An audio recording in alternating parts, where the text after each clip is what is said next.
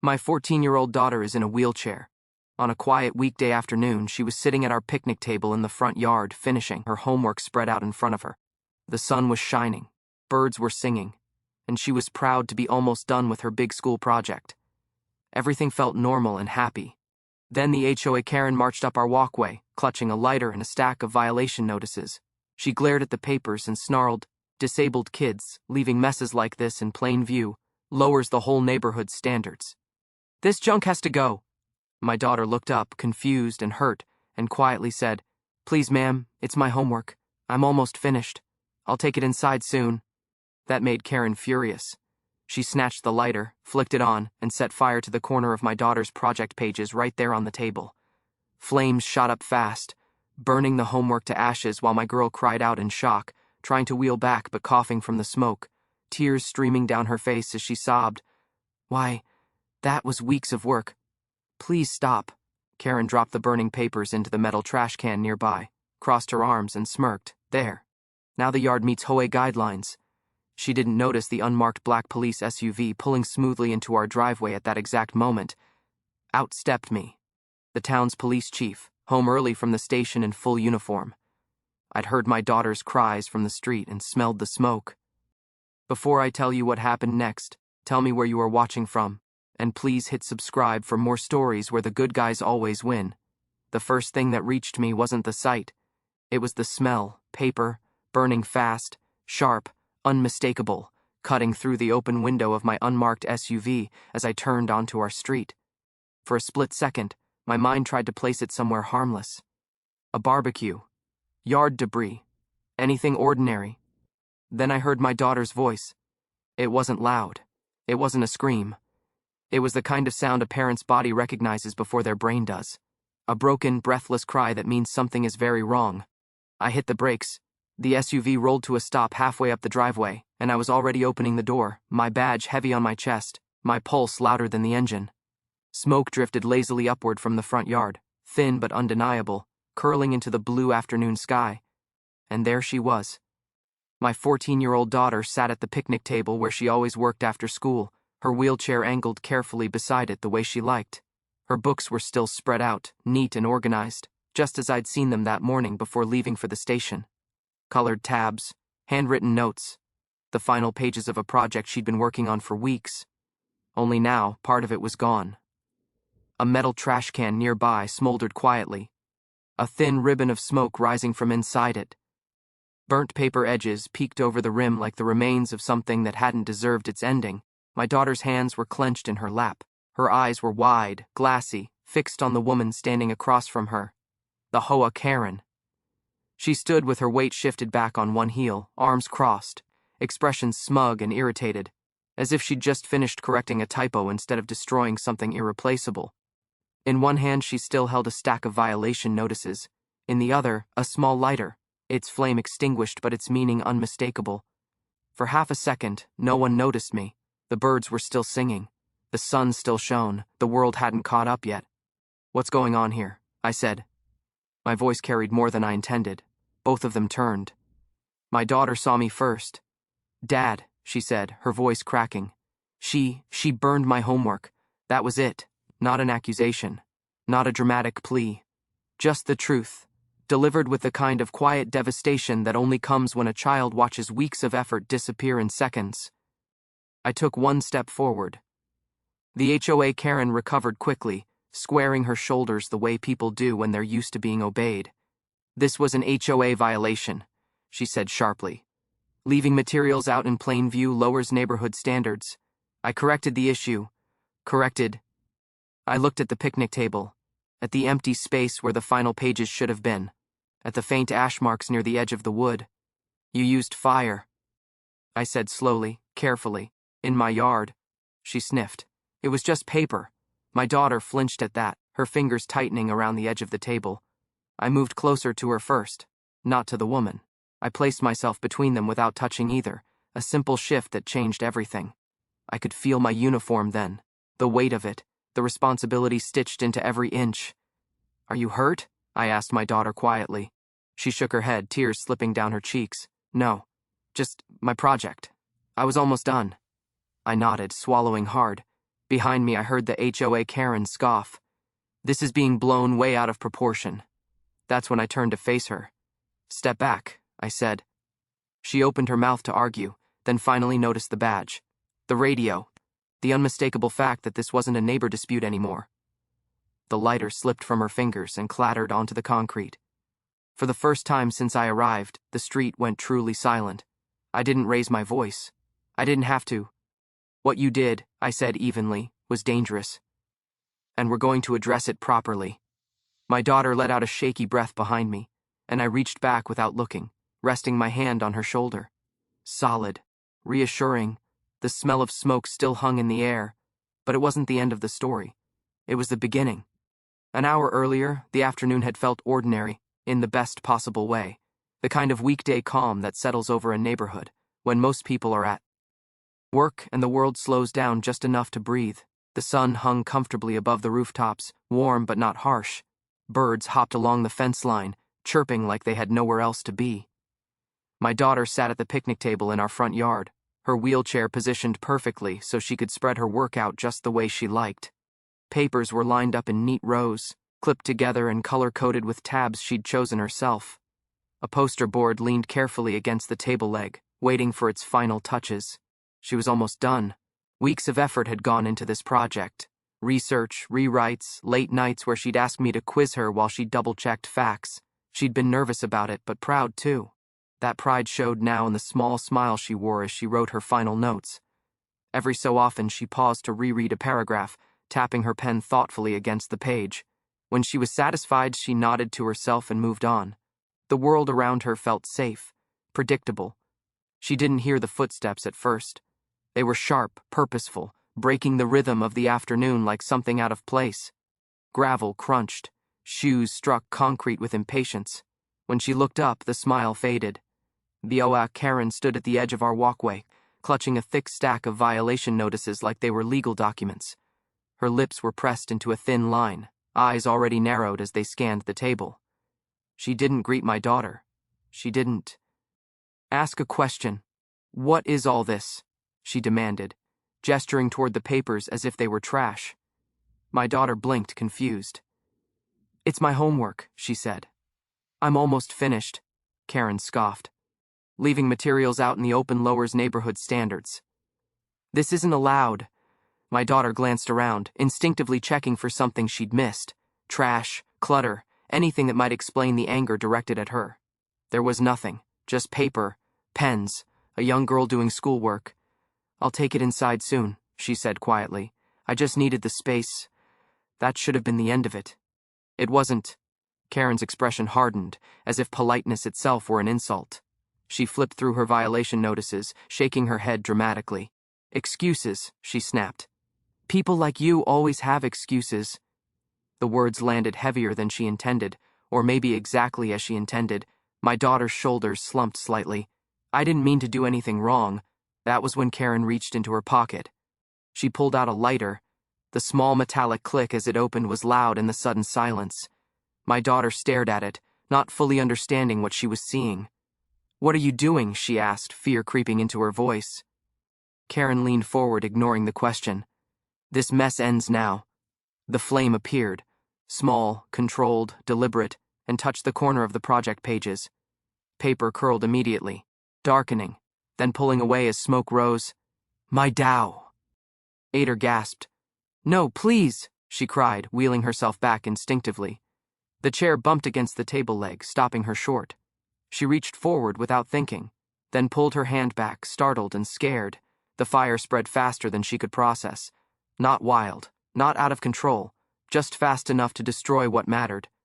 Weeks of work vanished in seconds. She cried out, not loudly, but with the raw shock of someone watching something precious disappear. "Why?" she sobbed. "Please stop. I worked so hard." Karen didn't respond. She gathered the burning pages with a quick, practiced motion and dropped them into the metal trash can beside the table. Smoke puffed upward as the lid clanged shut. Then she crossed her arms. "There," she said smugly. "Now the yard meets HOA guidelines." My daughter sat frozen, tears streaming down her face. She stared at the trash can like she was waiting for the papers to reappear, for this to make sense somehow. Neighbors had begun to notice. A curtain shifted. A door cracked open. Someone across the street raised a phone but didn't step closer. The afternoon that had felt so safe only minutes before now felt exposed and fragile. My daughter wiped her eyes with the back of her sleeve. Her voice shook. That was my school project. Karen rolled her eyes. Then next time, follow the rules. That was the moment the unmarked SUV turned into the driveway. The tires were quiet, controlled, professional. Karen didn't notice. My daughter die. D. She looked past the table, past the smoke, and saw the vehicle pull in. Her breath caught. Not with fear this time, but something else. Relief. Hope. The driver's door opened, and the quiet afternoon shattered completely. The SUV rolled to a stop without drama. No screeching tires. No sirens. Just the soft crunch of gravel as it settled into our driveway, like it had always belonged there. The engine idled for half a second longer than necessary, then shut off.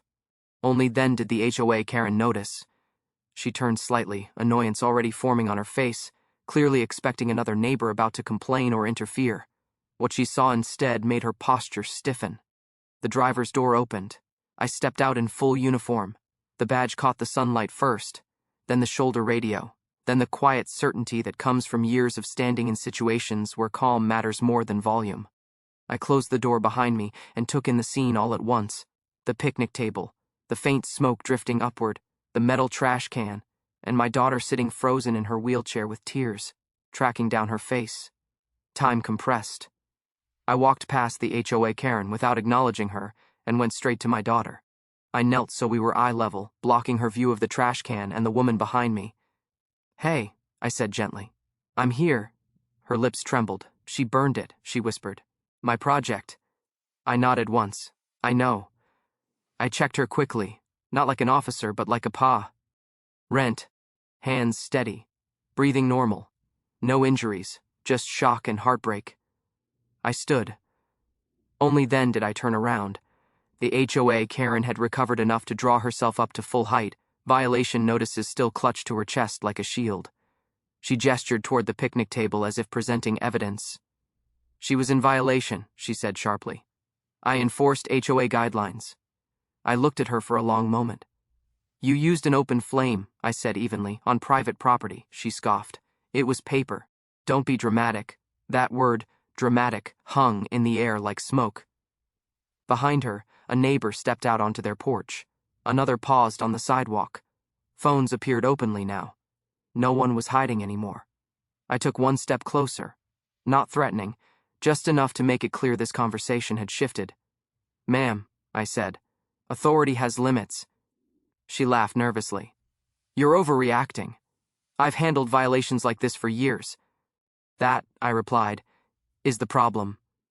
Her smile faltered. I pointed to the trash can. "You destroyed personal property. I corrected a violation. You endangered a minor." The word minor finally landed. Her eyes flicked to my uniform again, really seeing it this time. The badge number. The insignia. The radio crackling quietly on my shoulder. "This is just HOA business," she said, quieter now. "No," I said calmly. "This is police business." I reached up and keyed my radio. "Dispatch, this is Chief on scene. Start a unit my location." The effect was immediate. The HOA Karen's confidence collapsed in stages. First denial, then irritation, then the sharp edge of fear. "You can't do this," she protested. "I have authority here." I shook my head. "You never did." I turned back to my daughter briefly, offering her a reassuring nod. She held my gaze, still shaken but no longer alone. Behind me, the HOA Karen's voice rose again. She shouldn't have left her things outside. That was when I turned fully back to her. "You don't get to decide where a child is allowed to exist," I said firmly. "And you absolutely do not get to punish them." A patrol car pulled onto the street, then another. Karen's shoulders slumped as reality closed in. The violation notices slipped from her grasp and scattered across the concrete, pages fluttering uselessly in the light breeze. An officer approached. "Chief?" I gestured toward the trash can, the lighter on the ground, the witnesses gathering. "Secure the scene. Get statements." Karen opened her mouth again, but no sound came out. For years, she'd wielded rules like weapons, convinced that authority meant dominance. Today, she learned the difference. I walked back to my daughter and rested a hand on her shoulder. You did nothing wrong, I told her quietly. She nodded, wiping her eyes. I know. The afternoon air still smelled faintly of smoke, but something else cut through it now. Control. Not hers. Mine. The badge doesn't make noise when it enters a space. It doesn't need to. People feel it before they understand it. Like pressure changing in a room, like gravity shifting its rules. The HOA Karen felt it the moment the first patrol car rolled to a stop at the curb and an officer stepped out, posture straight, eyes already reading the scene. She opened her mouth. Nothing came out. The officer glanced at me, then at my daughter, then at the trash can still releasing thin threads of smoke. His jaw tightened, not with anger, but with focus. Chief, he said quietly. Secure the area, I replied. Start with witnesses. Another cruiser arrived, then another. Doors opened and closed with practiced calm. No shouting, no chaos. Just procedure, steady and relentless. The HOA Karen tried to reassemble herself. She bent to gather her violation notices, hands trembling now, the papers crinkling uselessly in her grip. This is unnecessary, she said, attempting a smile that didn't hold. I was enforcing standards. One of the officers crouched to retrieve the lighter from the concrete, slipped it into an evidence bag, and looked up at her. Ma'am, please step back. I'm allowed to be here, she snapped, but she did as she was told. I turned to my daughter again, lowering my voice so the street couldn't hear. I need you to tell an officer what you saw, I said gently. Only when you're ready. She nodded, swallowing hard. Okay. A female officer approached, knelt to her level and introduced herself softly. She didn't rush. She didn't interrupt. She let my daughter speak at her own pace. As she did, the neighborhood leaned in. Not physically, no one crowded her, but emotionally. The quiet carried weight. Curtains stayed open. Phones stayed up. People listened. She said my homework was a mess, my daughter explained, voice shaky but clear. I told her I was almost done. Then she used a lighter. The officer nodded, making notes. Thank you for telling me. Behind them, the HOA Karen grew louder as her control slipped further. This is being blown out of proportion. The HOA allows corrective action. I turned. Corrective action does not include fire, I said evenly. And it certainly does not involve a child. An officer stepped between us, not to protect her from me, but to maintain order. The badge doesn't escalate. It contains. Neighbors began offering statements. I saw her flick the lighter. She told the girl she was lowering property values. I recorded the whole thing. Each voice added weight. Each sentence narrowed the space the HOA Karen had left to stand in. The officer coordinating the scene nodded toward the trash can. We'll need that contents secured. Another officer carefully removed the lid, documenting what remained inside. Charred edges, curled paper, ash where effort used to be. Nothing graphic, nothing sensational. Just evidence. The HOA Karen's bravado finally cracked. This is harassment, she said weakly. I know my rights. So do we, the officer replied. I watched my daughter as the process unfolded. She sat straight. Turn now, hands resting on her lap instead of clenched. The fear hadn't vanished, but it had been replaced with something sturdier. Validation. She hadn't imagined it. She hadn't overreacted. Adults saw what happened, and they were responding the way adults should. A supervisor arrived and pulled me aside briefly. We spoke quietly, professionally. Roles acknowledged. Lines respected. The system doing what it was designed to do when people let it. When I returned to my daughter, she looked up at me. Am I in trouble? She asked. My chest tightened. No, I said immediately. You are protected. She exhaled like she'd been holding her breath since the lighter clicked. The HOA Karen was informed she needed to leave the property. She protested, then complied, escorted to the sidewalk. Her violation notices fluttered to the ground again, abandoned this time. As she walked away, she tried once more to salvage dignity. This neighborhood will regret this, she muttered. No one answered. Because the badge had already spoken, not with threats, not with force, but with clarity. When the last statement was taken and the officers began to clear, the street felt different. Quieter, but stronger. Like it had been reset. I wheeled my daughter closer to the picnic table, the empty space where her project had been sat between us. I'm sorry, she said suddenly. I didn't finish it. I knelt beside her.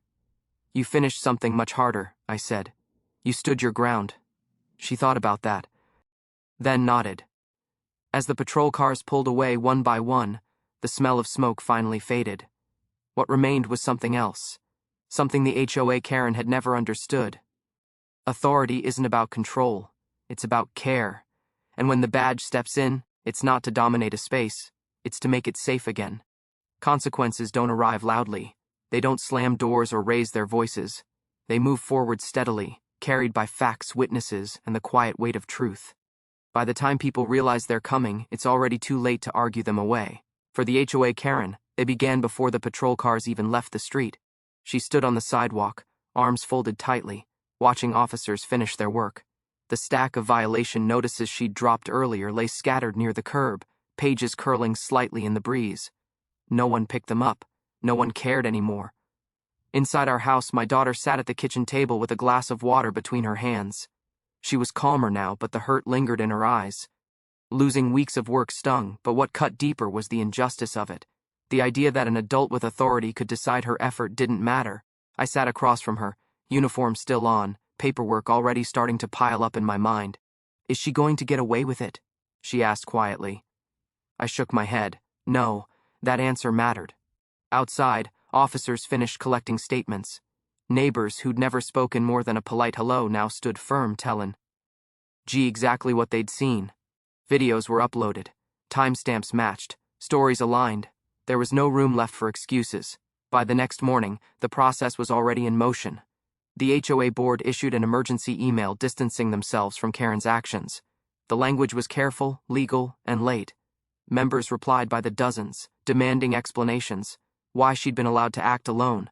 Why complaints about her behavior over the years had been ignored. Screenshots surfaced. Emails she'd sent. Threats she'd made. Fines she'd pushed through without oversight. What happened to my daughter wasn't an isolated incident. It was the breaking point. Karen was formally barred from performing any HOA duties pending investigation. A temporary restraining order was issued preventing her from coming near our property or my daughter's school. When she contested it, witnesses testified. The order stood, firmly. At school, administrators rallied around my daughter immediately.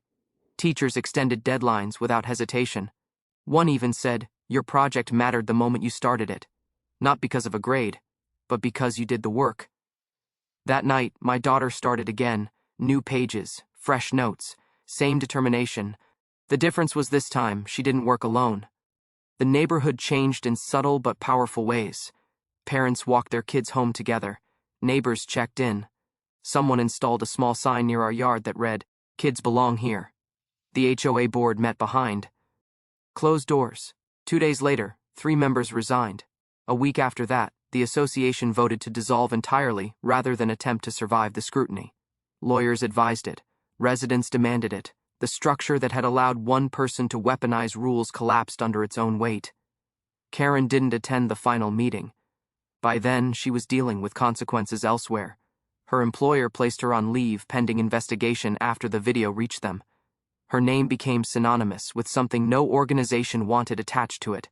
She'd once believed authority made her untouchable. Instead, it had put her squarely in the spotlight. One evening, as the sun dipped low and painted the kitchen in warm light, my daughter looked up from her work. "Dad?" she asked. "Yes? Do you think she understands now?" I thought about that for a long moment. "I think," I said carefully, "she understands that power doesn't mean control, and rules don't erase responsibility." My daughter nodded, absorbing that in her own way. She finished her project a few days later. When she presented it at school, her voice shook at first, but then it steadied. She spoke clearly, confidently, proud of what she'd rebuilt. The class applauded, not because of what happened, but because of how she stood back up. Consequences didn't ask for permission. They didn't need anger or revenge to exist. They simply followed truth where it led, and this time they led somewhere right. And while one woman lost the authority she never should have had, a child learned something far more important. Her work mattered, her voice mattered, and the system, when people insisted it work, could still protect the innocent. Some things burn fast and leave nothing behind. Paper, pride, false authority. Other things survive fire, quietly, stubbornly. refusing to disappear no matter how much someone wants them gone. The week after everything happened felt slower, like time itself had decided to walk instead of run. Our front yard looked the same as it always had. The picnic table was still there.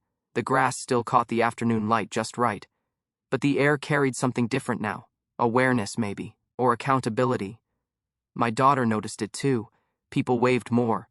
Neighbors smiled with purpose, not politeness. A few stopped to ask how she was doing, not out of curiosity, but care. She answered honestly. Some days were easier than others. Some moments still caught her off guard. But she wasn't shrinking anymore. One afternoon, she asked to sit outside again. I watched closely as she rolled to the picnic table, set down her books, and opened a fresh folder. The pages inside were crisp and unmarked.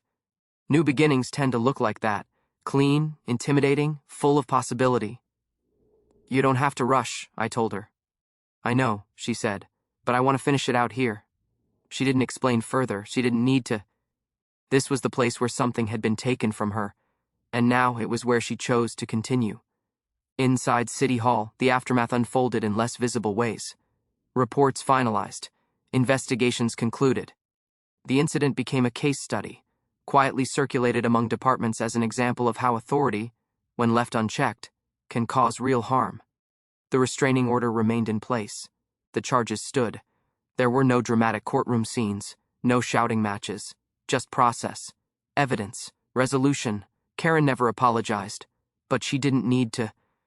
Justice isn't fueled by remorse. It's built on truth. The HOA was gone now, its signage removed, its email list silent. What replaced it wasn't chaos, as some had feared, but cooperation. Neighbors formed informal committees. Rules became conversations instead of threats. People remembered that a neighborhood wasn't a hierarchy, it was a shared space. At school, my daughter's project earned more than a grade. It earned respect. Her teacher asked if she'd be willing to talk about perseverance during NG, the next class discussion. My daughter hesitated, then agreed. She didn't mention names. She didn't recount the event in detail. She talked about starting over when something unfair happens, and how asking for help doesn't mean weakness. When she finished, a classmate raised his hand and said, "That was really brave." She smiled. That smile stayed with me longer than anything else. One evening, as we sat on the porch watching the sky darken, she leaned her head against my arm. "Dad?" she said softly. "Yes, sweetheart. I used to think being different meant I had to stay small, quiet, out of the way. I waited. But now I think, maybe it just means I see things other people don't." I swallowed past the tightness in my throat. I think you're right. What burned that day wasn't just homework. It was the illusion that cruelty could hide behind rules, that power could excuse behavior, that a child's effort could be dismissed without consequence. What didn't burn was far stronger. A child's curiosity, a family's bond, a community's ability to say, "This is not who we are." A few weeks later, my daughter finished her project completely. She placed it carefully into her backpack, zipped it closed, and looked up at me. "Ready," she said. And she was. Not because the world had suddenly become fair, but because she knew she didn't face it alone. Because she'd learned that when something is taken from you unjustly, rebuilding isn't defeat, it's defiance. Some things burn, others endure, and the ones that endure are the ones worth protecting, no matter what rules say otherwise.